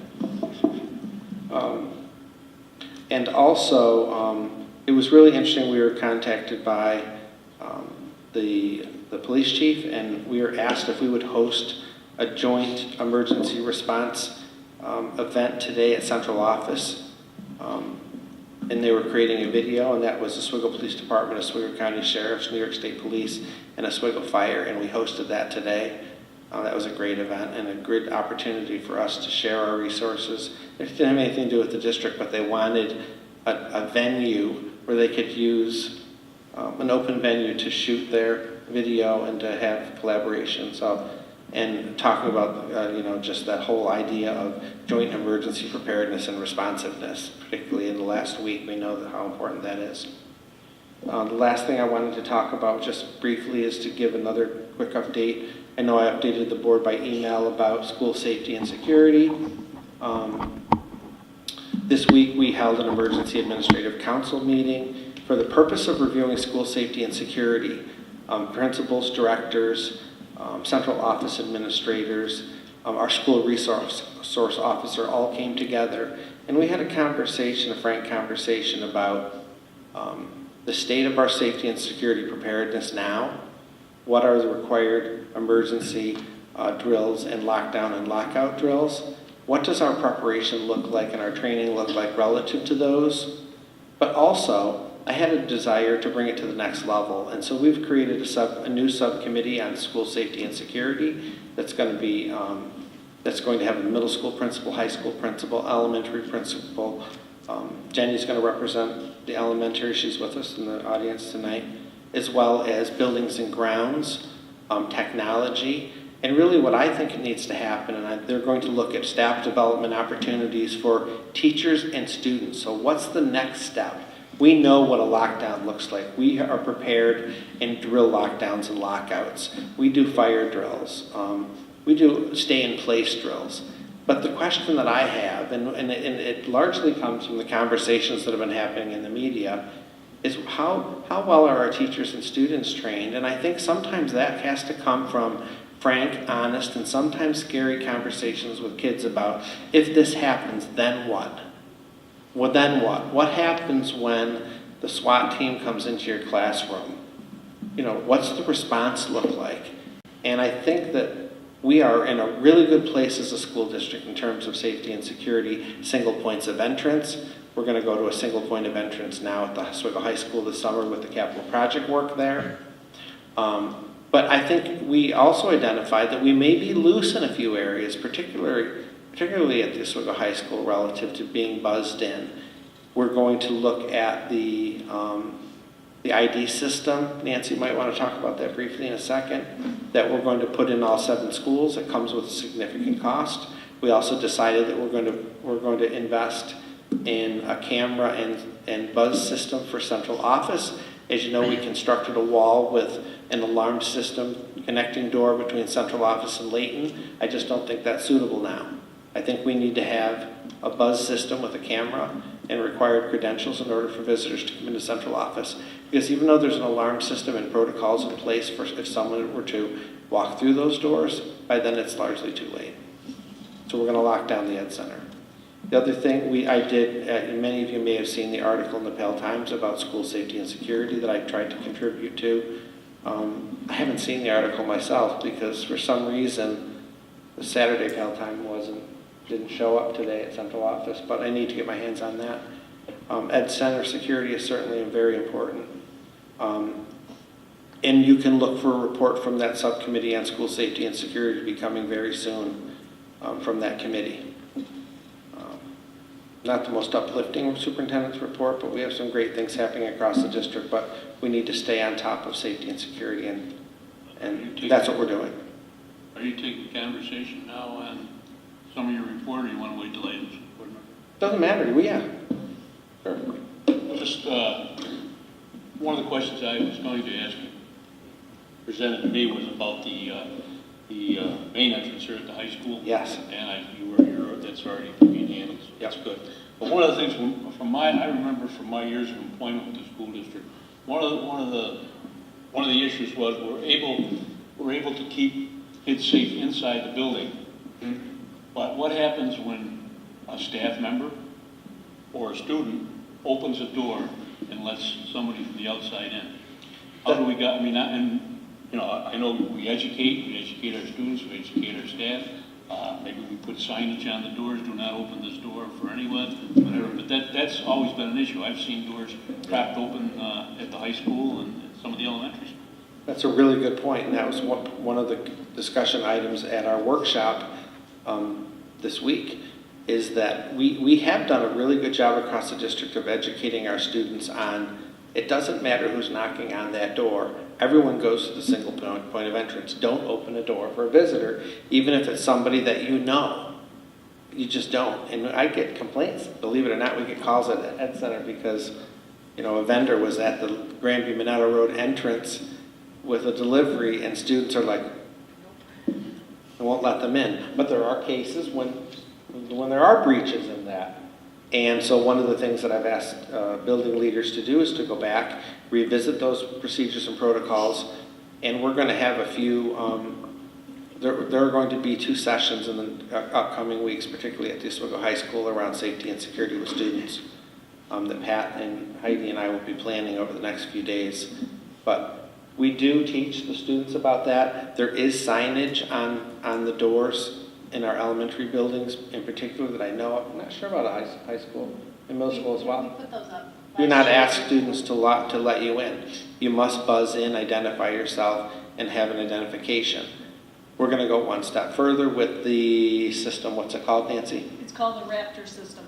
A Raptor System is a system similar that you would see at Upstate Medical Center or St. Joe's, where you go in, you have to show your ID. They scan your driver's license, and not only does it generate an identification badge for you, but it also does a quick background check on that individual. So I think it's time to ramp it up to the next level, and that's what this subcommittee is going to make recommendations. We're moving forward with the Raptor System. We're moving forward with the single point of entry at the high school, which was in the plans for almost a year now while we've been waiting for state ed approval. But we also are locking down central office. Okay, that's it. Thank you. Thank I you. had a couple questions Sure. too. So then in regards to the staff development for teachers and students, what was the timeline on that? Like when would they? I asked the subcommittee to report back to the full admin council in 2 weeks. Okay. So they're going to come together, start looking at options and looking for some professional development, and talk about what that might look like. For example, in an elementary school, it's going to look very different than a high school. It might, for an elementary school, it might be an assembly and maybe a guest speaker. Or at the high school, it might actually be more instructional based. But this will be done within this school year? Yes. Yep. And you've got to talk into them like you can't. She said, will it be I done said this year? will be done in this school year. Yeah, And, but I and, didn't and project. he said yes, it will. They also are going to coordinate with we have a district level safety committee that Nancy chairs, and so they're going to be reporting to them and trying to work in conjunction. Okay, thank you. Then my other question has to do with a lot of what I'm sure all have heard on the news. And I drive home a car full of ninth graders every day from school. So I'm always asking them, their viewpoints on after everything that happened in Florida. And one of the things I think is important that we need to teach our students is, and like they've been emphasizing on the news, is that a lot of this could be stopped if students expressed and had a safe way to share any information, like if they see something that's not right. And I just know the students that I've talked to are like, there's no way I would ever report anything because then they're going to come after me. Right. Okay, so I think that that's something real that we need to think about, and then what do we put in place so that the students do feel safe if they see or hear or whatever, that who do they go to that they know it's they're safe to do so. It can be some I think sort of that's anonymous disclosure. Yes. Yeah. And I think that to train the kids in knowing that, because they do, just like they all say when you see the interviews in Florida. Yeah. I mean, they're all like, oh yeah, we could have told you this kid was going to do it. And I think that our students are really the key. Yeah. But they need to know that they're safe in doing that. And we need to make sure that those lines are clear. I think another important point to point out that wasn't really on my list, but it's probably a good thing to reference right now to the board, is that there's a national push right now, and it's generating automatic Facebook announcements that there's no real host to. And it was blowing up my phone and email all weekend that there's this national walkout day at Oswego High School. One is reported to happen on the 20th anniversary of Columbine. Another one is to happen in April. And in fact, I received a very articulate email today from a high school student who is organizing something similar to that. It's not a reflection on the students' feelings of being unsafe at Oswego High School or anything to do with our teachers or staff, but it's an opportunity for them to make a statement that enough is enough and it's time to feel safe in our schools. I worked with Seth a little bit over the weekend. Is Seth still here? Thank you. And I spoke with our cabinet today about this, and we're going to try to make this a really positive experience. And this doesn't have to be a political statement. There is no need for Oswego High School students to walk out, because we will walk with them. Because we share the concern that high school and elementary students need to feel safe. And so I'm going to work with Pat and Heidi, and we're going to sit with representatives of the student group from Oswego High School that's interested in doing that, and we're going to do it together.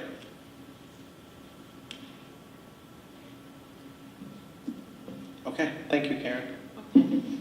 Next on the agenda is the consent agenda, which includes the minutes of the regular Board of Education meeting of February 6, 2018, special education report, monthly budgetary transfer report, January 2018, extra classroom activities fund report, Oswego Middle School, January 2018, extra classroom activities fund report, Oswego High School, January 2018.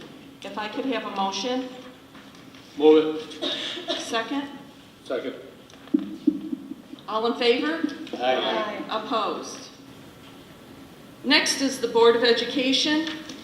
A, annual school district budget vote and Board of Education election, May 15, 2018, designation of hours of voting. That the Board of Education approve the annual school election, which will be conducted in the Oswego City School District between the hours of 9 a.m. and 9 p.m. on Tuesday, May 15, 2017, for the purpose of voting on the 2018-19 Oswego City School District budget, any accompanying propositions, and electing 2 persons to the office of the member of the Board of Education for a term of 3 years, commencing June 30th, 2018, and ending June 29, 2021. The terms commence upon following the oath of office. Voting will be conducted at the regular Oswego City School District voting sites, including District 1, Scriba Fire Station, District 2, St. Paul's Church, District Number 3, Elam Grace Church, District 4, Oswego Town Hall. If I could have a motion. Move it. Second? All in favor? Aye. Opposed? B, annual Oswego City School District budget vote and Board of Education election, May 15, 2018, designation of voter registration days. That the Board of Education does hereby designate Tuesday, April 10, 2018, and Wednesday, April 11, 2018, between the hours of 9 a.m. and 5 p.m. as the dates on which the Board of Registration of said school district will meet at 183 East Seneca Street, Oswego, New York, in said school district for the purpose of preparing a register for each school district for the annual school district election to be held on May 15, 2018. The final date to register to vote in the Oswego City School District budget vote and Board of Education election is Thursday, May 3rd, 2018. Registration is conducted at the Oswego County Board of Elections at 183 East Seneca Street in Oswego. Could I have a motion, please? Move it. Second? Second. All in favor? Aye. Opposed? C, annual Oswego City School District budget vote and Board of Education election, May 15, 2018, Board of Registration appointment. That the Board of Education appoint Joanne Bateman, Stephanie Fall, Karen Canale, and Anna Marie Natoli, residing in the Oswego City School District, Oswego, New York, as the Board of Registration of the Oswego City School District for the term commencing on March 7, 2018 to June 28, 2018. If I could have a motion, please. Move it. I'm sorry, I didn't hear. Move it. Randy? Yeah. Second? Second. All in favor? Aye. Opposed? D, inspectors and alternate inspectors for May 15, 2017, Oswego City School District budget vote and election. That the Board of Education does hereby appoint the following qualified voters or qualified persons residing within the school district at the addresses stated after their names to serve as inspectors of election at the said annual school district election on Tuesday, May 15, 2018, at the rate of $200 per inspector plus an additional $25 per district chairperson. If I could have a motion, please. Move it. Second.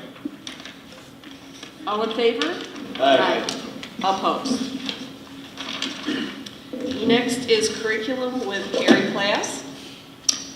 Item A is the girls varsity softball team spring break trip. For authorization of the girls varsity softball team to go to Palmyra, Pennsylvania on Saturday, April 21st to Wednesday, April 25th for spring training camp. The expenses will be covered by the team's fundraising and activities. And there was an itinerary was attached. Any questions? Now, is this this is in lieu of them going to In Florida, lieu which of they the- have done in previous Yes. years? So what's Correct. the general feel? Are they happy, excited? What's the general feel? Rhonda? Rhonda? They're very excited and happy because of the actual trip itself. They're going to go to a Baltimore Orioles game in Oh, addition cool. to kind of build camaraderie. But then the actual play that they're going to be able to be is going to be competitive for them. Oh, Which great. is good. Yeah. So they're very happy and excited about it. That's good. Thank you. Could I have a motion, please? Move it. Second? Second. All in favor? Aye. Opposed? B is New York State textbook law, that to authorize or approve the textbook for an English 9 honors class, Foundations of Language and Literature. Any questions? Motion? Move it. Second? All in favor? Aye. Opposed? Next is personnel with Dr. Sweeney. A is a professional staff recommendation for a resignation. Amanda Johnson, who is a library media specialist, regular sub, who's been filling in at Charles E. Riley School. Unfortunately for us, but fortunately for Amanda, she was offered a probationary position in another district. So she did put in her resignation, and Dr. Doty is currently looking for a replacement there. Any questions? In order to fill that position, are there different requirements or? So we post for a library media specialist, but given the time in the year, it's not a full semester, so we wouldn't be posting for a long-term sub, a regular sub, we'd be looking for a long-term sub. Oh, okay. The goal would be to find a library media specialist, but I know Dr. Doty was also looking at some retired literacy teachers who possibly were their go-to library subs in the building, and she was looking at some of those candidates. Okay. Yeah, I was just wondering Yeah. the timing of the. And it's a difficult position to fill. Technology, library media specialists are really hard to find. Mhm. It's a 60-some hour master's program. So she's lucky to find a position. But we believe that our regular library media specialist at Riley is returning. Yep, every intention is that she will be back. She's doing an internship with City BOCES. Oh, okay. Yep. A motion, please? Move it. Second? All in favor? Aye. Opposed? B, professional staff recommendation, leaves of absence. This is another group of maternity leave extensions, and as presented, one is through the remainder of the school year, but the other two will be coming back within the next month or so. Any questions? Motion? Move. Second. All in favor? Aye. Opposed?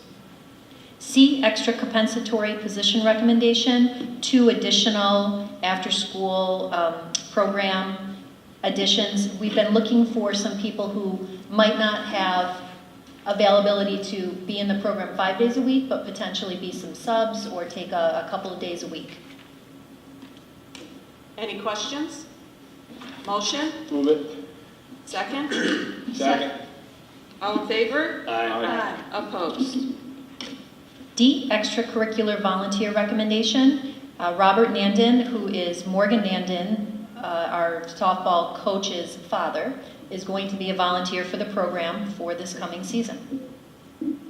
Any Quite a questions? resume, too. Oh, he has a very impressive resume, some club level ball, some junior level ball, but I think he's going to be a great addition and work well with the program and the girls. Yeah, that's great. Could I have a motion, please? Move it. Second. All in favor? Aye. Opposed? E, a support staff recommendation. This is the leave of absence change that we mentioned at the last meeting. MJ was able to return to work a little bit earlier than she thought, so this is just an amended effective date. She did return on the 5th. Any questions? Motion? Move it. Second? Second. All in favor? Aye. Opposed? F, support staff recommendation, probationary. We have 2 new food service helper part-time, one at the middle school and one at Minetto. Any questions? Motion? Move it. Second.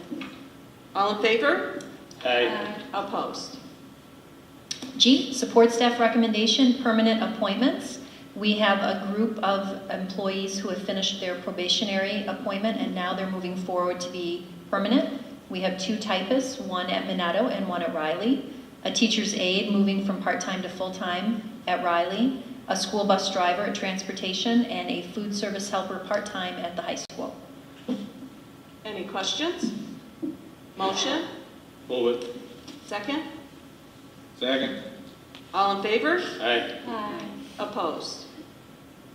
H, support staff recommendation, contingent permanent. Kathy Miano is going to fill a position in the business office for account clerk typist. And I know Nancy is very excited about this potential appointment as we've been filling in the gaps for the last month or so. Any questions? Motion? Move it. Second? Second. All in favor? Aye. Opposed? I, substitute and temporary employees, our typical selection of different sub-cleaners, teaching assistants, teachers, tutors, bus monitors.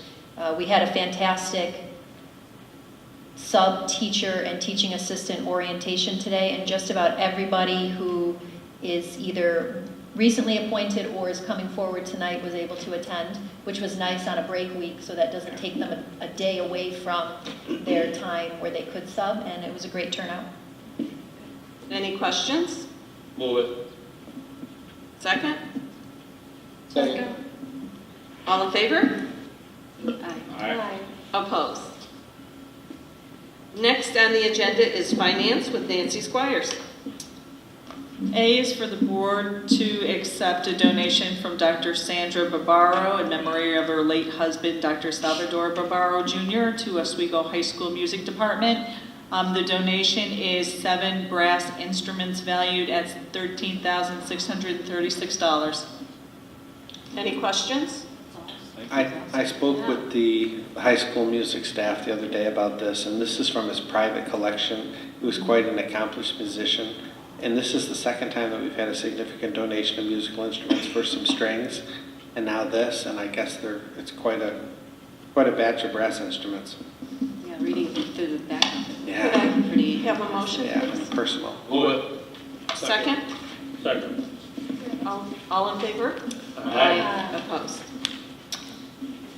B is for the board to amend the budget for building and grounds, maintenance of plant equipment, from $238,000 to $251,052.50. The increase is $13,052.50, and this is the collision payment from the insurance company on a district vehicle that was involved in a traffic accident. Any questions? Nancy, was that vehicle totaled? Yes, it was. Okay. Motion? Move it. Second? Second. All in favor? Aye. Opposed? C is for the board to approve 2 transfers. One is from the paint category in building and grounds to electrical supplies, and the other one is for building and ground supplies to electrical supplies for $3,000. Any questions? Motion? Move it. Second?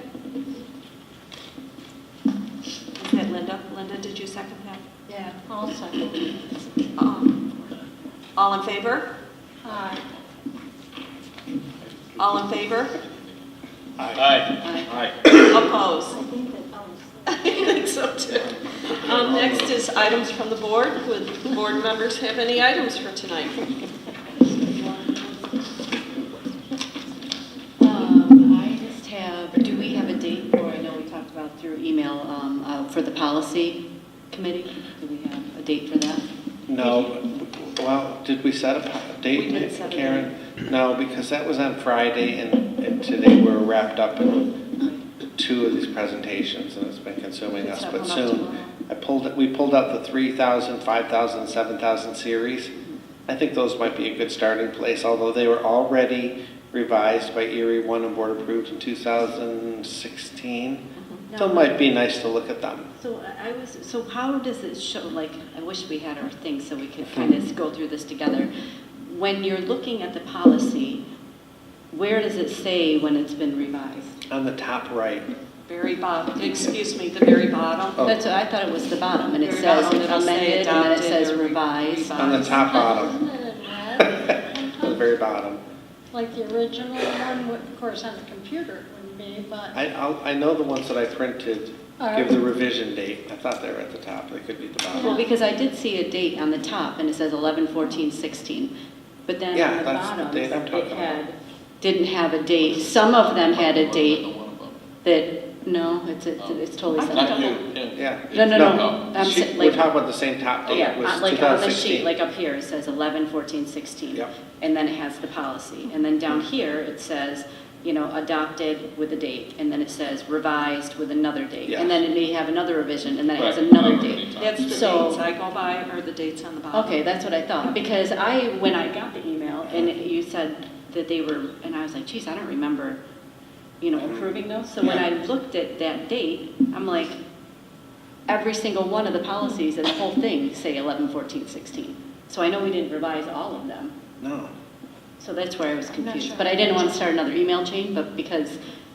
Maybe that's So- a revised date by Erie 1 BOCES. Right, and it wasn't, not by the board, because then I went back and I investigated Yeah. techniques. And I went back in the minutes to see, because I was like, wow, I feel like I've been talking about Yeah. respect and accountability from day one, so I would remember if I had approved I such go by the policy. bottom. Yeah, so then I looked at the old minutes and we never No. did, so I was like, so somehow we have It could be an Erie 1 date. so maybe that's when they did, Yeah, but I can we check. as a board didn't, Yeah. revise, because I Yeah, so definitely something think to that, look into for yeah, sure. I want to look at some of those, and and the other thing too, and it'll be interesting to see, I'm glad that we're going to do the code of conduct presentation, because it's so huge. I mean, when you read through there to find what you're looking for, I don't know, maybe there's a way, certain things, on respect or accountability or things like that, maybe we could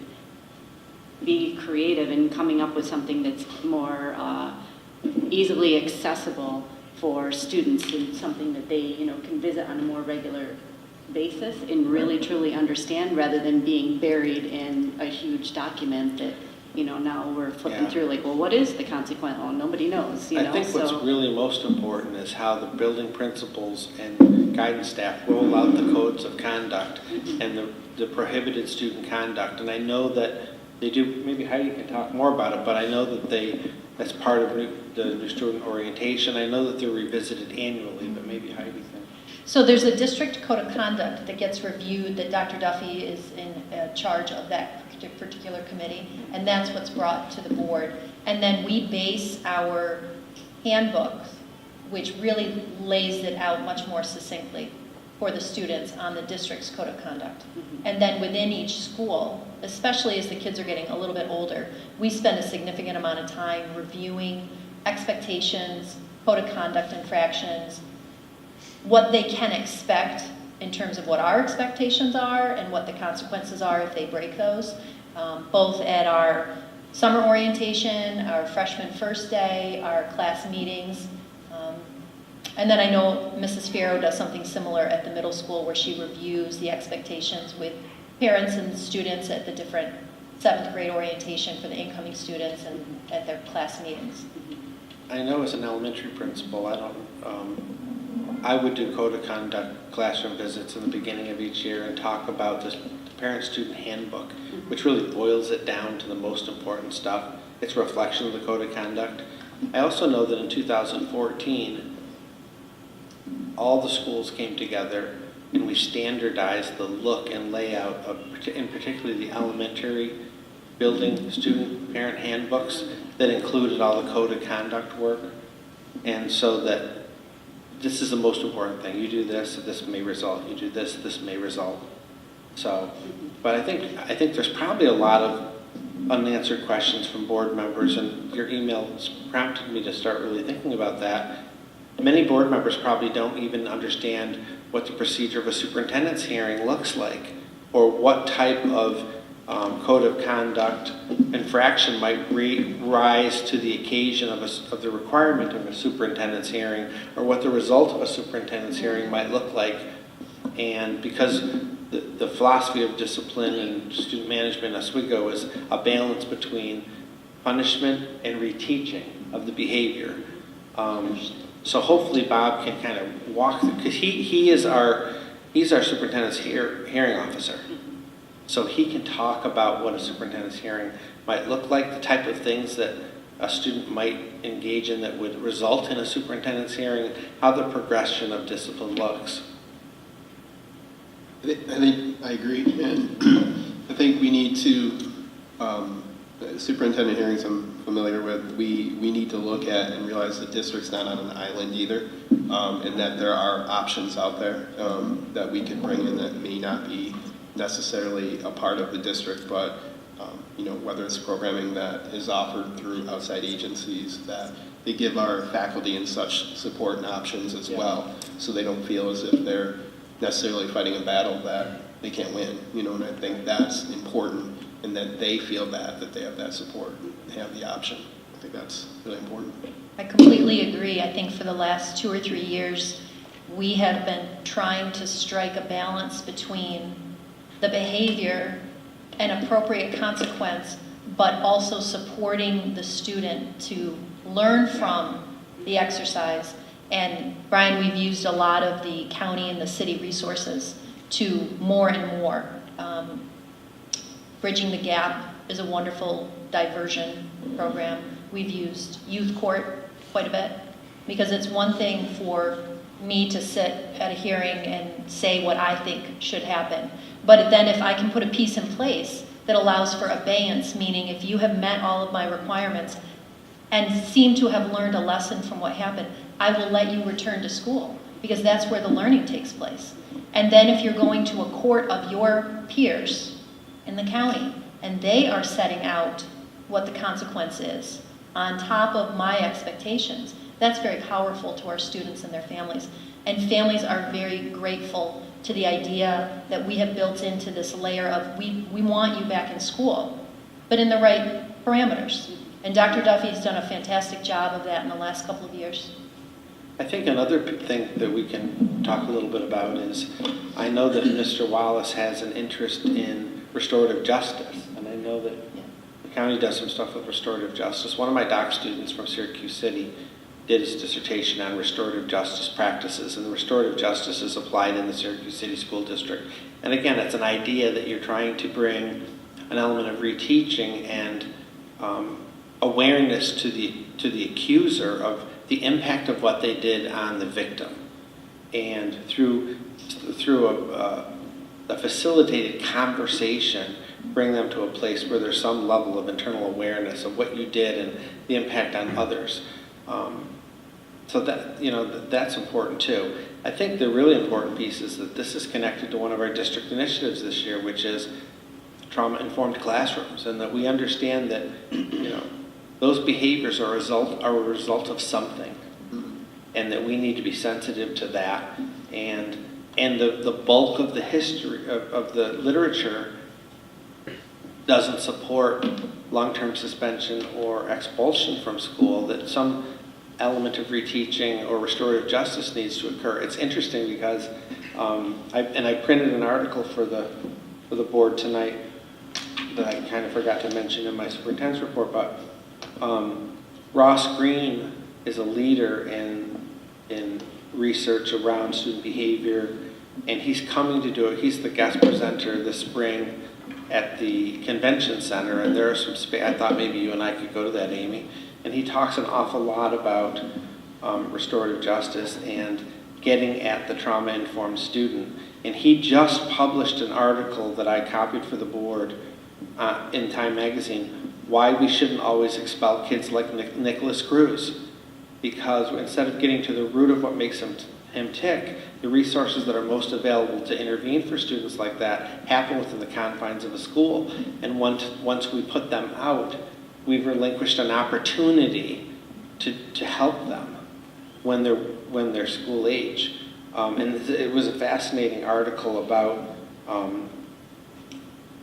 how we fail some students sometimes when we use long-term suspension or expulsion as a long-term solution. Zero tolerance policies he talks about.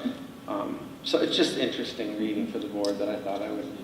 And I think as we do planning for the future and having the district involved with that pick on my friend, the undersheriff out there right now, that I know that there's a lot of planning going on and having school boards or school districts, not just Oswego, but all of them, they have that dialogue, open dialogue back and forth because, there's some pieces, that connection that can make a difference. And I think that's important.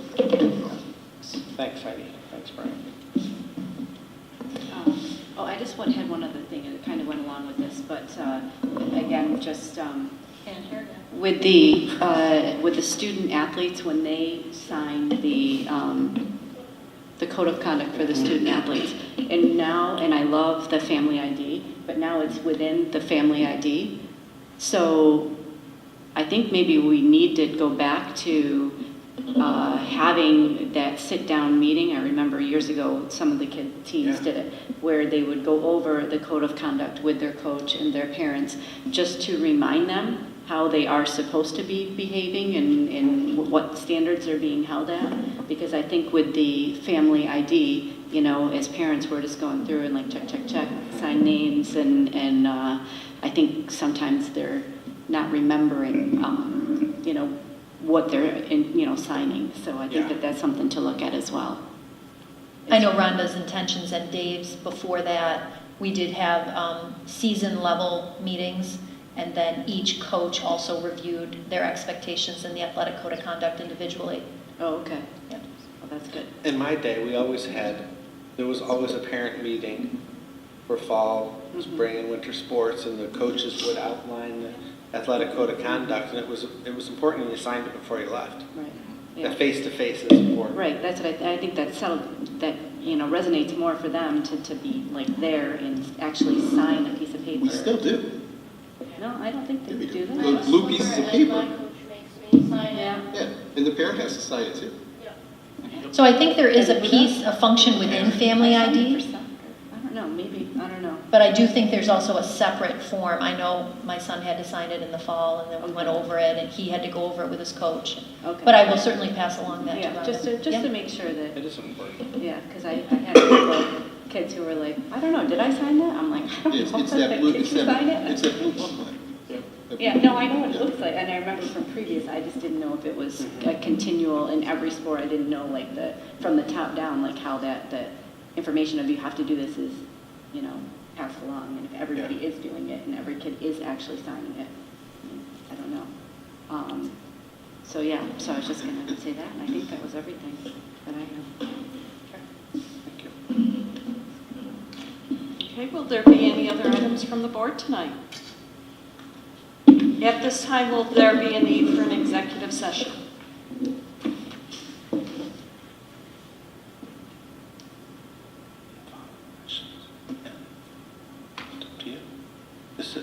Decisions have already been made, but if you want to be briefed. I would like to be briefed. Yeah. I just texted Rhonda and told her to come back. Oh, Okay. Yeah. Yes. So you guys have Yes. included. Yes, there will be. There will be. And a reason, please? What was that? Reason? Personnel and student. Yeah. And will there be a need for a vote after the executive session? No. May I have a motion for the executive session? So moved. Second. All in favor? Aye. Opposed? You may move to executive session.